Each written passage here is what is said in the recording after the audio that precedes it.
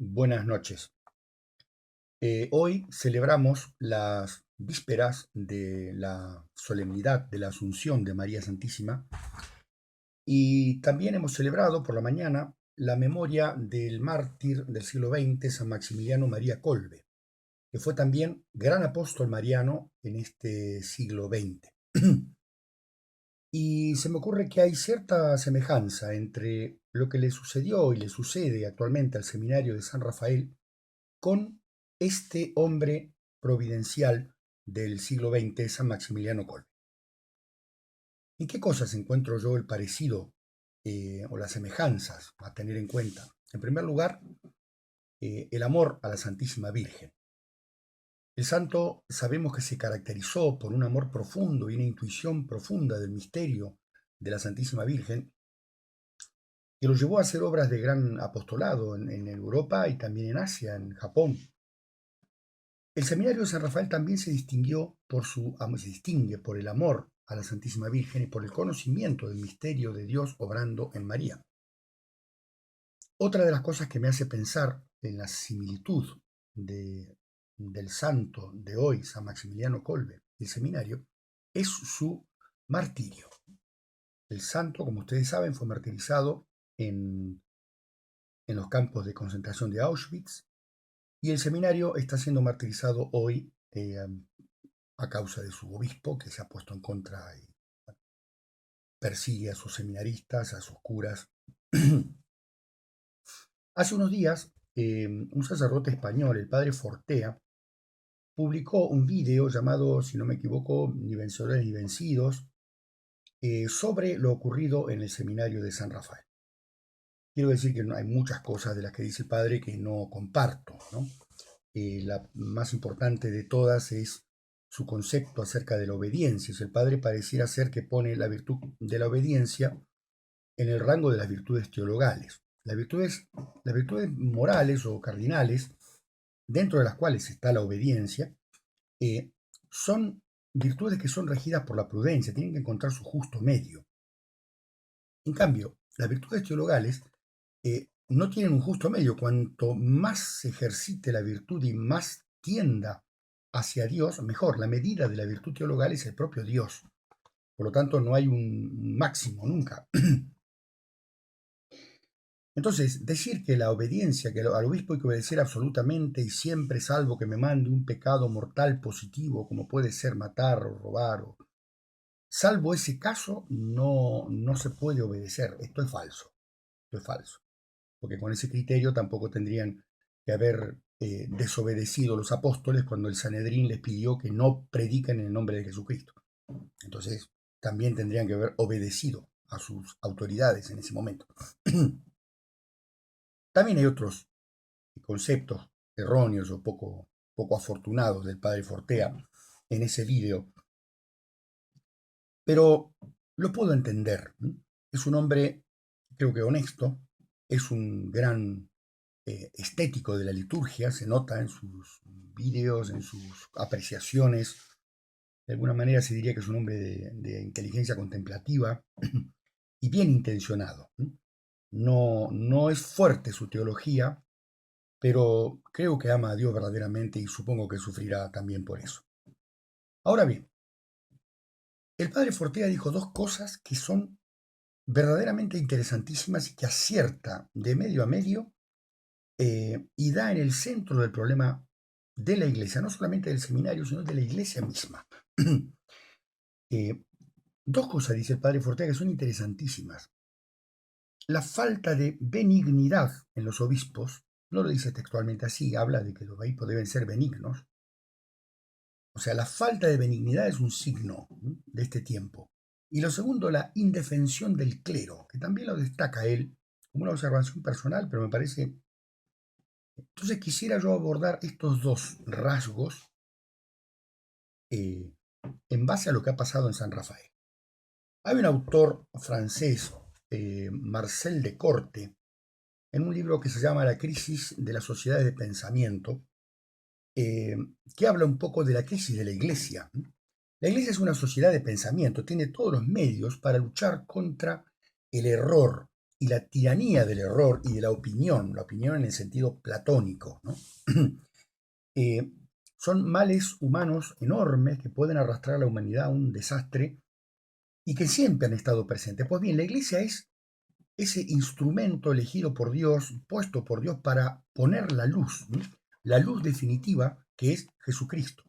La encarnación del Verbo es la destrucción de la obra del pecado y la primera oscuridad que produce el pecado se llama idolatría. Entonces, la revelación del Verbo de Dios, la palabra de Dios, disipa definitivamente la noche del error de la mente de los hombres. Y la iglesia se levanta como la guardiana, la defensora, la garante de que la visión del hombre, digamos, ponga de pie a la humanidad y la encamine hacia Dios.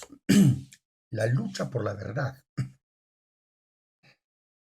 Eh, Desde hace ya unos siglos, podríamos decir, quizás se note más de hace 200 o 300 años atrás, la Iglesia ha ido declinando o ha declinado, digamos, prácticamente esa lucha por la verdad que la Iglesia como la jerarquía católica, ¿no es cierto?, como institución, ha ido dejando de lado esto, eh, esta obligación de luchar con toda la fuerza por la verdad.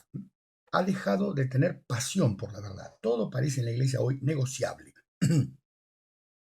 Un gran teólogo del siglo XX, von Balthasar, Hans Urs von Balthasar, en un pequeño artículo llamado Teología y Salvación, afirma una cosa bastante curiosa y muy acertada también. Dice, a partir del siglo XIV o XV más o menos, dice, se produjo en la Iglesia un cambio importante. Los obispos dejaron, digamos, la tarea intelectual, que era casi privativa de los obispos en esa época, por lo menos ya muy eminente en la antigüedad, la actividad intelectual de los obispos, la dejan en manos de teólogos especializados, que pueden ser laicos o sacerdotes. Pero propiamente ellos abandonan esa primacía de la contemplación que producía las obras intelectuales importantes. Pensemos en un San Agustín, San Ambrosio, eran obispos. Y entonces, y tiene razón en esto. ¿Y a qué se dedican entonces estos obispos o eh, estas autoridades de la iglesia?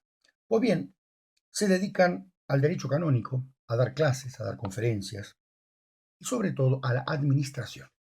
Todo lo que haga a la administración diocesana, ya sea administración de los sacramentos, que está muy bien, lógicamente, pero necesita ser iluminada de la fe. La administración de un sacramento debe ser iluminada por la fe antes, o sea, necesita al obispo teólogo que ilumine el misterio que las personas al cual van a acceder. Consecuencia de este desvío, se puede decir, intelectual o contemplativo de los obispos, es que la iglesia perdió vigor intelectual. Eh, Poco a poco se fueron filtrando en sus aulas, en sus seminarios, el nominalismo, detrás de él el racionalismo y entre los dos el voluntarismo, y la peste más tremenda intelectual que hay en estos momentos en la iglesia. Racionalismo, nominalismo y voluntarismo terminaron haciendo de la iglesia, de la jerarquía católica, un inmenso aparato de poder, muchas veces cruel y ciego para con sus más fieles. Eh, por supuesto que esto tiene excepciones, ha habido excepciones muy luminosas, ¿no? Pero, o sea, de hecho, si es que podemos decir estas cosas es porque ha habido excepciones, porque no todos han abandonado la tarea de iluminar, la tarea de contemplar, que es la tarea propia del obispo. Pero esos han sido pocos, han sido las excepciones. Eh, Como ya no sé, el voluntarismo hace que tú cambies la manera de ver y la percepción del bien dentro de la jerarquía católica cambia. Y también cambia el lenguaje y los medios para conseguir ese bien. Ya no es la verdad de Cristo, ya no es, digamos, el anuncio de la palabra, la meditación y la profundización en el misterio de Cristo en el cual vive la iglesia, sino la praxis, una especie de praxis un poco medio mundana o por lo menos desarraigada de la contemplación, una especie de una especie de dicotomía cartesiana, ¿no? Eh, el lenguaje de la iglesia de hoy carece de definiciones. Todo lo contrario del lenguaje de la iglesia antigua, digamos, de la Edad Media, donde las definiciones era lo que caracterizaba ese lenguaje eh, con claridad. Ahora vemos que el lenguaje de la iglesia es general, vago, benigno, de alguna manera con ciertas teorías y ciertas filosofías de moda. En cambio, los medios que utiliza la iglesia son férreos.